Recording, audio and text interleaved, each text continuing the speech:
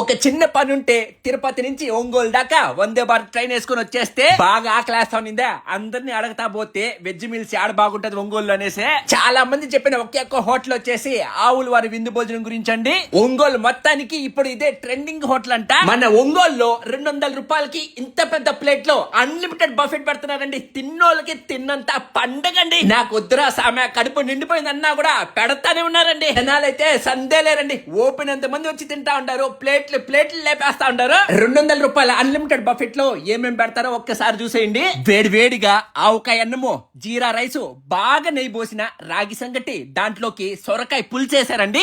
ఇంకా వేడి అన్నంలోకి దోసకాయ పప్పు, సాంబారు, రసము, గుత్తొంకాయ, ఉలవచారు, మజ్జిగ చారు, గడ్డ పెరుగండి. వీటిల్లోకి నంచుకొని తినేదానికి వచ్చేసి క్యాబేజ్ తాలింపు, బజ్జీ, బూందీ, వడియాలు, పెద్ద అప్పడమండి. స్వీట్ వచ్చేసి లడ్డు, పాయసము పెట్టినారు. చల్లగా ఎండకి రాగి జావ కూడా ఇచ్చారండి. పచ్చళ్ళు వచ్చేసి చింతకాయ పచ్చడి, కొబ్బరి పచ్చడి అండి. అలాగే పప్పుల పొడి, నల్లకారం మాత్రం మిస్ అవ్వద్దండి. ఏసీలో కూర్చొని తింటే 200 రూపాయలండి. అదే ఏసీలో కాకుండా బయట అరిటాక్ లో కానీ కూర్చొని తిన్నారంటే 140 రూపాయలండి. అడ్రస్ వచ్చేసి ఒంగోలు ఓల్డ్ బైపాస్ రోడ్ లో పద్మా టవర్స్ కి ఆపోజిట్ లో రిలయన్స్ స్మార్ట్ కి పక్కనే ఉంటుందండి. పొద్దున పూట సాయంకాలం పూట ఇక్కడ వేడివేడిగా టిఫిన్స్ అమ్ముతారండి. టీలు, కాఫీలు, జ్యూసులు, ఐస్ క్రీమ్లు, ముఖ్యంగా శేషారావు గారు కట్టే పాన్ ని మాత్రం మిస్ అవ్వద్దండి.